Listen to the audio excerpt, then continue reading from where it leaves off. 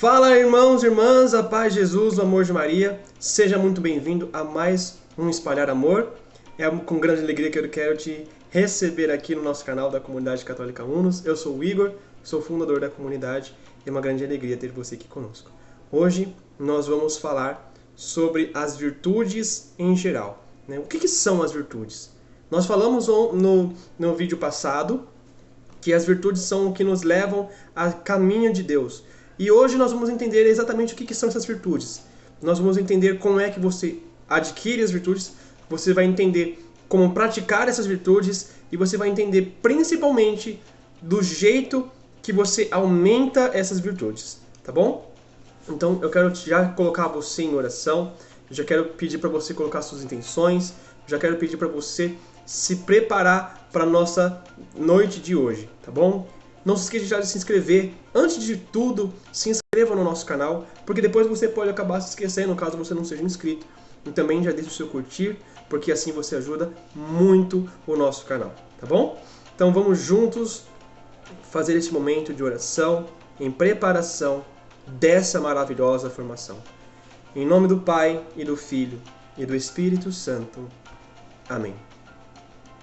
Vinde, Espírito Santo, enchei os corações dos vossos fiéis, e acendei neles o fogo do vosso amor.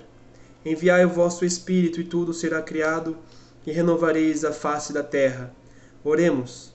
Ó Deus, que instruíste os corações dos vossos fiéis, com a luz do Espírito Santo, fazei com que apreciemos retamente todas as coisas, segundo o mesmo Espírito, e gozemos sempre da sua consolação. Por Cristo Senhor nosso. Amém. Ave Maria, cheia de graça, o Senhor é convosco. Bendita sois vós entre as mulheres, bendito o fruto do vosso ventre, Jesus. Santa Maria, Mãe de Deus, rogai por nós, os pecadores, agora e na hora de nossa morte. Amém. Amém. Muito bem. Hoje nós vamos falar então sobre as virtudes. Só para recordar, nós falamos anteriormente sobre o fundamento da graça.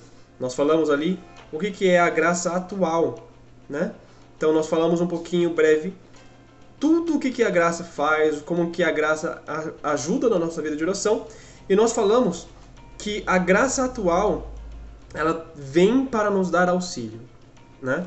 Porque a graça santificante ela é estática e a graça atual é dinâmica. E como é que ela se inflama? Como é que a graça atual age? É através das virtudes. Então aqui nós vamos meditar exatamente sobre o que são as virtudes. Nós vamos meditar e vamos aprender o que são elas no ponto a ponto para a nossa santidade.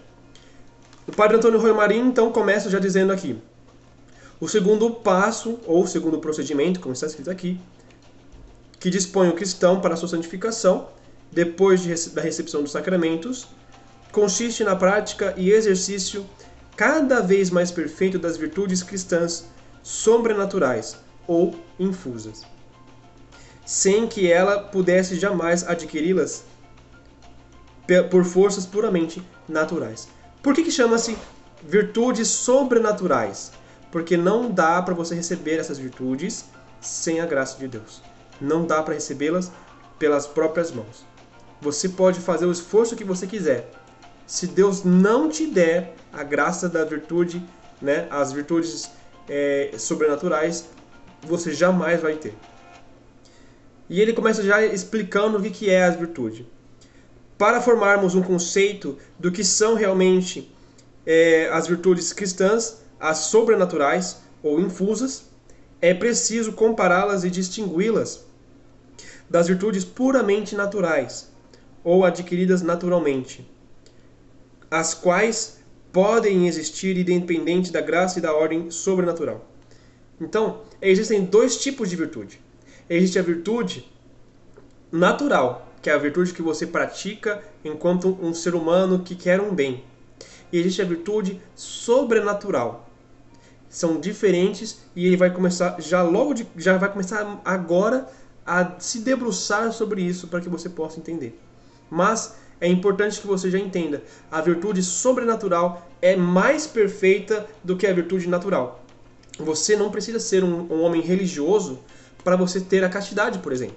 Você pode ser simplesmente uma pessoa totalmente egoísta. Veja só o que eu vou falar.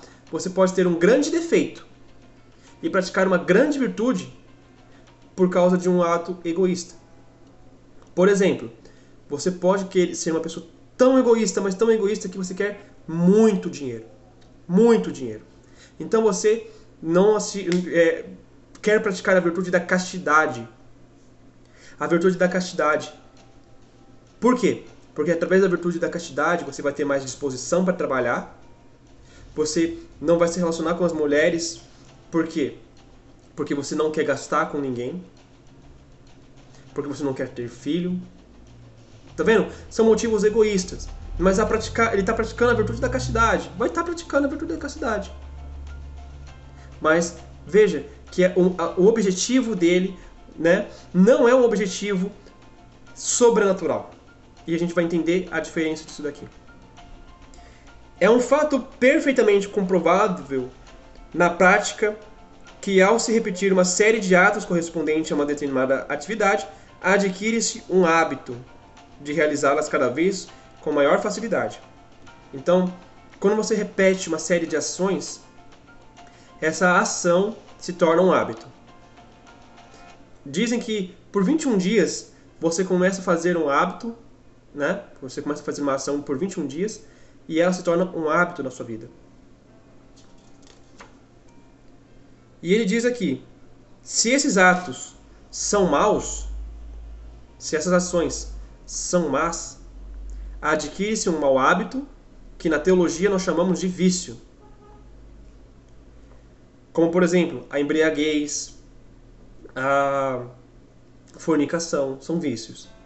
São pecados também, mas são vícios.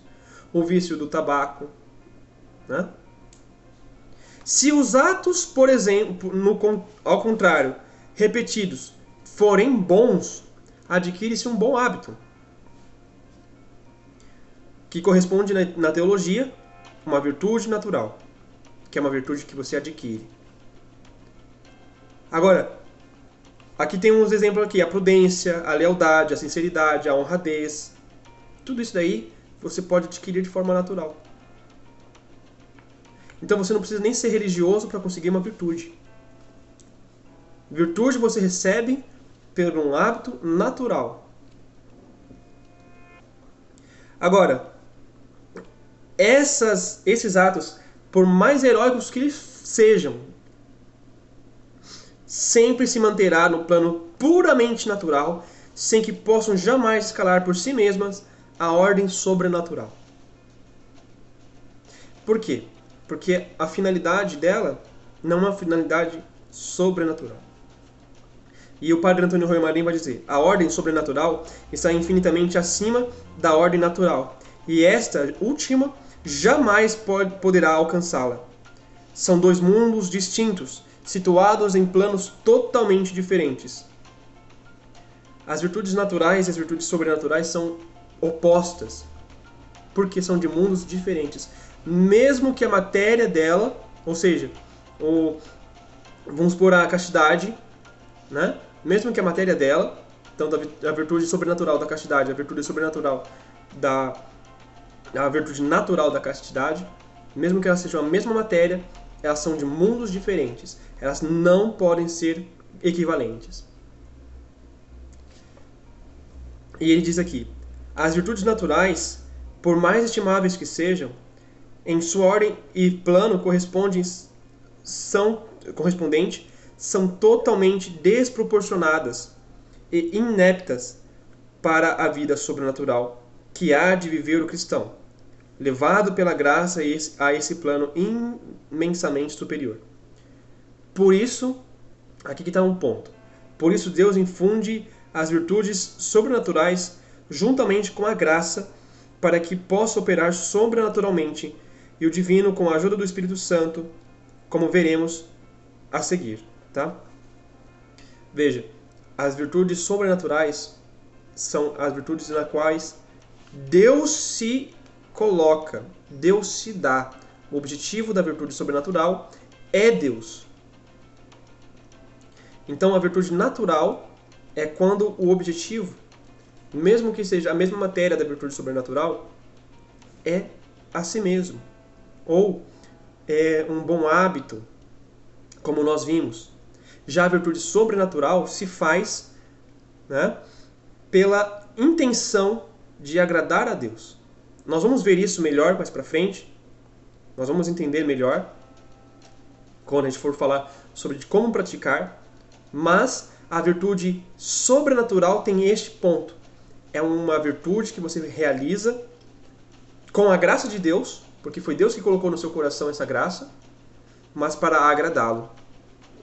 Então, é uma virtude onde Deus te dá e com a finalidade de agradar a Deus. Qual é o número dessas virtudes? O Padre Antônio Romeu Marim vai nos dizer: as virtudes são muitas. São Tomás de Aquino estuda mais de 50 na Suma Teológica, mas pode-se catalogar em dois grupos fundamentais: a virtude teologal e as virtudes morais. As virtudes teologais, que são as mais importantes, são unicamente três: a fé, a esperança e a caridade. Então, nós temos aqui dois grupos. O grupo da virtude teologal e o grupo da virtude moral. As virtudes morais nós recebemos, né, também de Deus. Só que as virtudes morais, elas também são encontradas no mundo. Elas também são encontradas no mundo. Só que a sua finalidade não é sobrenatural. O modo de praticar não é sobrenatural. O modo de se praticar e sua finalidade é puramente natural. Não é Deus a sua finalidade. Não é agradar a Deus. Não é agradar a fazer o bem ao outro para agradar a Deus, por exemplo. É um jeito de a gente entender um pouco mais. Agora, a virtude teologal é uma virtude que somente Deus dá e que não se encontra em lugar nenhum. Porque, por exemplo, aqui nós temos a fé, nós temos a esperança e nós temos a caridade. Nós vamos meditar sobre elas mais à frente, em outra formação, mas é importante que você já entenda: a virtude teologal da fé é uma virtude que Deus dá. Nós não podemos adquirir a fé por nós mesmos. Nós não temos essa capacidade. Adquirir a fé é através de Deus, Deus que nos revela. Nós, através da razão, temos a capacidade de saber que existe um Deus, mas não sabemos qual Deus. Não dá para saber qual Deus que é o verdadeiro Deus. Mas quando Deus se revela, Ele nos dá a fé. Entende? É assim que funciona. Quando Deus se revela, Ele nos dá a fé. É uma virtude que Ele nos dá. A esperança também é uma esperança em Deus e não uma esperança não é uma expectativa. É diferente. Outra coisa também, a caridade. O amor não é um amor sentimento. O amor não é sentimento. O amor é uma doação. Então, quando nós entendemos que Deus nos dá as três virtudes teologais, nós entendemos que Ele se dá a nós. E por isso que somente Deus pode dar a virtude teologal. E aqui também temos as virtudes morais. As virtudes morais se subdividem em cardeais, que são unicamente 4, prudência, justiça, fortaleza e temperança, e potenciais ou derivadas das cardeais, que são muitas, como por exemplo, a humildade, a obediência, a paciência, a castidade, a perseverança, tá? As virtudes teologais são estritamente divinas porque têm por objeto direto e imediato o próprio Deus. Então, quando a gente fala de virtude teologal, nós temos literalmente o quê? A fé. A fé é para quê? Para acreditar em Deus. Para ter certeza que Deus é Deus. Que é bom, que existe. A esperança é para se relacionar com Deus no quê? Na confiança. Eu confio na bondade de Deus. Eu espero na bondade de Deus. Eu sei que Deus é bom. A caridade é para amar a Deus. Então ela se realiza diretamente com Deus. E qual é o modo de praticar as virtudes? Aqui já é o terceiro ponto desta formação. Nós sabemos que as virtudes naturais ou adquiridas são diferentes das virtudes infusas ou sobrenaturais. E ele diz aqui, ambas têm o mesmo objetivo material. Elas recaem sobre a mesma matéria. E ele vai colocar aqui bem claro para a gente. Por exemplo, a virtude da paciência, tanto adquirida quanto a infusa, tem por objetivo suportar sem tristeza de espírito e nem abatimento do coração os padecimentos físicos e morais. Então, as virtudes, tanto natural quanto sobrenatural, têm a mesma matéria, mas ela não tem a finalidade sobrenatural em uma que na outra tem. Ele coloca aqui, qual é o critério para saber quando atua a virtude adquirida e quando atua a infusa ou a sobrenatural? Como podemos saber se em um determinado caso agimos natural ou sobrenaturalmente?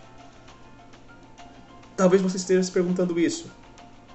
Igor, como é que eu sei quando eu estou agindo com os méritos sobrenaturais? Quando é que eu sei que eu não estou indo apenas pela minha vontade? Ou as minhas virtudes estão sendo totalmente sobrenaturais? Aqui, o padre Antônio Rui Marinho vai dizer o seguinte: o sobrenatural, como expressa a própria palavra, está 1000 vezes acima do puramente natural. Como já vimos, não se distingue em seu objeto material, senão em seu objeto ou motivo formal, com os quais se realizam seus respectivos atos. Ou seja, o que muda é a forma, é o objetivo formal, a finalidade. Se ao exercitarmos, por exemplo, um ato de misericórdia para o próximo, dando-lhe uma esmola, nos moveu isso um sentimento de compaixão, e isso nos moveu um sentimento de compaixão puramente natural, realizamos então uma virtude natural. Então vamos explicar esse exemplo que ele dá. Se você está ali num local onde tem um mendigo, por exemplo, um morador, né, em situação de rua, uma pessoa em situação de rua,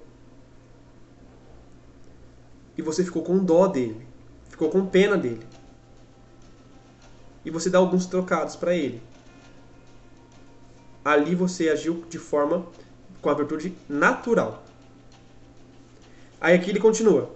Em contrapartida, se o que nos moveu a dar esmolas foi um objetivo sobrenatural, por exemplo, você quer dar aquela esmola para aquela pessoa por amor a Deus, por amor ao próximo, por causa de Deus, porque é o nosso irmão em Cristo. Atuou aqui a virtude infusa da misericórdia com impulsos de caridade sobrenatural. Então, ficou bem claro, né? Ficou bem claro. Quando você quer fazer a vontade, né, quer fazer o bem, ou você quer agir de alguma coisa, agir de alguma forma, por amor a Deus, para agradar a Deus, você agiu de forma sobrenatural. Eu vou rezar agora, vou fazer meu momento de oração. Eu quero fazer isso daqui.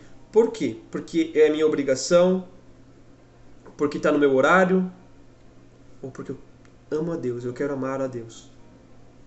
Entende? Aqui já está algumas virtudes para você já ir meditando. Então é preciso propor a si mesmo, em cada caso, um motivo sobrenatural ao realizar qualquer ato de virtude, para que este ato seja sobrenatural e meritório diante de Deus. Tá? É importante que em todos os momentos que você puder, você proponha a si mesmo um objetivo sobrenatural. Objetivo sobrenatural.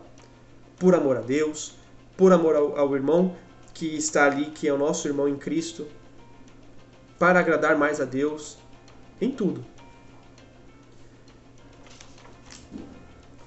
E como que nós vamos aumentar isso? Né? Ele colocou aqui que o nosso primeiro passo, é o motivo sobrenatural, é o modo de praticar. Então o motivo sobrenatural é o que nos muda, né, a intenção ali do que você, por que você está fazendo aquilo. Agora, para aumentar, ele nos propõe o quê? A intensidade dos atos.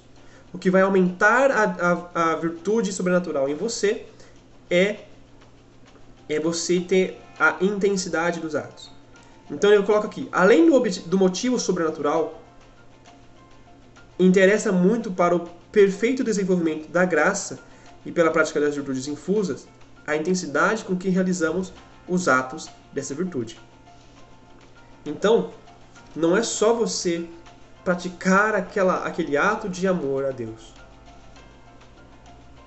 aquele objetivo sobrenatural, mas fazê-lo com intensidade, fazer com fervor, fazer com grande fervor. E ele explica o porquê. Ele fala, as virtudes infusas não podem crescer por adição, senão unicamente por uma maior radicação no sujeito, como vamos demonstrar imediatamente. Ou seja, com maior enraizamento. A virtude infusa, ela não cresce por fazer vários atos de devoção. Não. Ela cresce por quanto mais você enraiza isso no seu coração. Quanto mais você enraizar aquela devoção, quanto mais aquela devoção for enraizada no seu coração, mais ela cresce. Tá? Ela não é quantitativa, ela é qualitativa. Ou seja, a qualidade da sua oração, a qualidade das suas virtudes é o que vão valer para o crescimento dela. E ele continua. Não são realidades quantitativas, mas qualitativas.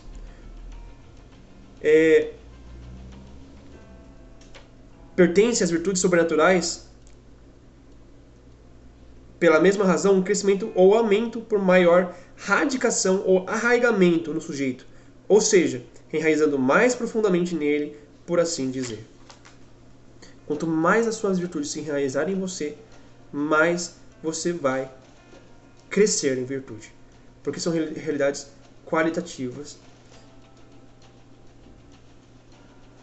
E ele ainda continua dizendo, no sujeito exige-se necessariamente um ato mais intenso do que aquele que procedera. Então, você fez uma oração. Se essa oração for meio frouxa, a próxima tem que ser mais fervorosa. E a outra, mais fervorosa ainda. E a outra, mais fervorosa ainda. Quando a gente fala de fervor, nós estamos falando de amor. Quanto mais amor você colocar naquela devoção, naquela ação, aquela oração, melhor vai ser. Então, quando a gente fala de amor, a gente fala de dedicação, de atenção, de zelo, de não sentimentos, mas de doação. Quanto mais você se doar, melhor. É importante que a gente deixe bem claro, porque você precisa aprender a praticar isso, né? Quanto mais você puder fazer isso, quanto mais você se entregar, melhor. E ele vai falando, pois se fosse de menor intensidade, não teria força suficiente para arraigar o hábito virtuoso mais do que ele já arraigara os atos anteriores. Então, se você faz um ato menos fervoroso do que o anterior que você fez, não vai arraigar mais, não vai enraizar mais. Ele vai continuar do mesmo jeito. E se você se você parar, né, não buscar sempre crescer, ele não se desenvolve. E é pior até que ele possa até retroceder. E ele fala, do contrário, por muito que se multiplique os atos débeis, ou seja, fracos, não conseguirão arraigar um ponto a mais. Aqui ele vai dar um exemplo também pra gente do termômetro. Se o termômetro estiver marcando 40 graus de calor, é inútil que introduzamos 1000 vezes no ambiente uma multidão de recipientes que contém a água a menos de 40 graus. Não subirá a escala termométrica 1 grau a mais. Mas, para que suba, devemos introduzir no ambiente superior aos 40 graus. Imediatamente a escala termométrica vai aumentar. Então, é a mesma coisa aqui. Para as virtudes é um termômetro. Quanto mais calor, quanto mais fervor, quanto mais amor e dedicação, quanto mais doação, mais zelo, mais atenção, mais devoção, maior vai ser a sua oração, maior vai ser as suas virtudes, mais vai se enraizar em você, mais vai crescendo. Quanto menor, menos efeito vai fazer. E ele diz aqui, se as praticarmos com atos pouco intensos, ou seja, de menor intensidade do que já praticamos anteriores, será de todo impossível que se arraigue na alma um só ponto a mais, por muito que multipliquemos estes atos frouxos e remissos. Então, ele pergunta, né? Então, os atos remissos ou pouco fervorosos não servem para absolutamente nada? Ele vai explicar pra gente, né, que por si mesmos, para alcançar um maior arraigamento ou maior fervor, maior crescimento do hábito na alma, são totalmente inúteis. Então, para você adquirir uma virtude nova, com maior intensidade, é inútil. Mas contribuem remotamente para manter, para maior arraigamento enquanto preparam e os dispõem a alma para o ato mais intenso. Então ele serve para manter a alma naquele estado e preparar para um ato maior, para um ato mais forte. Então nunca se deve deixar de rezar, mesmo de forma frouxa. Mas nunca se deve fazer a oração de forma frouxa de propósito. Você está sem ânimo, mas se mantenha firme. Amanhã volta o ânimo, faz com todo fervor. E ele que diz aqui, que verificará de um fato maior arraigamento. É evidente que esses atos remissos mantêm a alma não demasiadamente distante do ato fervoroso ou de maior intensidade, adquirindo com eles uma maior predisposição ou prontidão para realizar um momento dado. O esforço de um ato mais fervoroso. Ou seja, aqui ficou um pouco confuso, né? Vamos tentar explicar um pouco melhor. A alma ela se mantém quando você faz os atos que não estão fervorosos. Mas ela não pode ficar assim por muito tempo. Ela se mantém enquanto você estiver numa necessidade. Mas logo tem que vir um ato fervoroso. Logo que oportuno, logo que preciso. Se não está conseguindo, ok. Mas tem que vir o quanto antes. Tem que vir o quanto antes. É uma necessidade total que venha um ato fervoroso o quanto antes para a sua vida, para a sua formação. E ele fala, dessa doutrina teológica se desprendem algumas consequências táticas muito importantes e ele vai trazer aqui as principais. Ele vai trazer uma frase muito conhecida pra gente. Vale mais um ato fervoroso do que 1000 atos tíbios. Ou seja, isso aqui está escrito aqui, tá? Vale mais uma só Ave Maria rezada com fervor, devoção, fervorosa devoção, que um rosário inteiro rezado distraidamente ou com pouca intensidade. O que não deve nos levar a suprimir o rosário, senão a rezá-lo com toda devoção e fervor. Veja, vale mais uma Ave Maria com fervor e devoção do que um rosário rezado distraidamente e com pouca intensidade.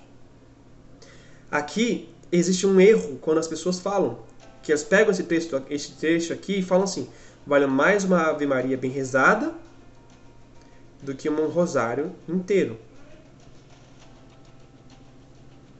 Veja, não é uma Ave Maria rezada, bem rezada apenas.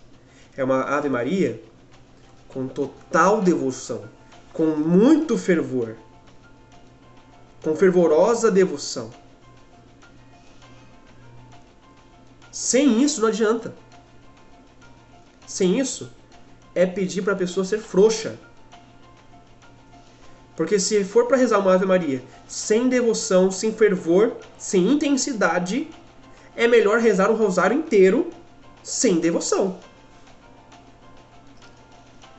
Porque não é por causa da intensidade da oração, mas por causa que pode ser que surja dali a devoção. Agora, se você faz uma oração da Ave Maria com muito fervor, com muita intensidade, com muita dedicação, com muito zelo, ela realmente vale mais do que um rosário inteiro rezado sem devoção. Mas agora, o que vale mais? Uma Ave Maria rezada sem devoção, ou uma Ave Maria rezada com devoção, ou um rosário rezado com devoção? Com certeza o rosário, porque exige mais intensidade ainda. Exige mais uma intensidade ainda. Ele mesmo vai falar: o que não deve nos levar a suprimir o rosário, senão a rezá-lo com todo o fervor e devoção. Então o rosário deve ser rezado com todo o fervor, com toda a devoção. Não podendo permanecer, aqui é o segundo ponto, tá? Não podendo permanecer continuamente com a alma em sua máxima tensão, deve-se consagrar ao menos alguns momentos durante o dia para realizar alguns atos intensos de virtude. Isso aqui principalmente para nossos tempos, né? Nossa vida é muito corrida. Nós não vamos conseguir fazer grandes atos de devoção o tempo todo. Não vai ser fervoroso como que a gente quer. Mas é necessário que a gente tenha ali um momento para dedicar a Deus o máximo de devoção que você puder. O máximo de devoção que você puder. Então consagre um horário.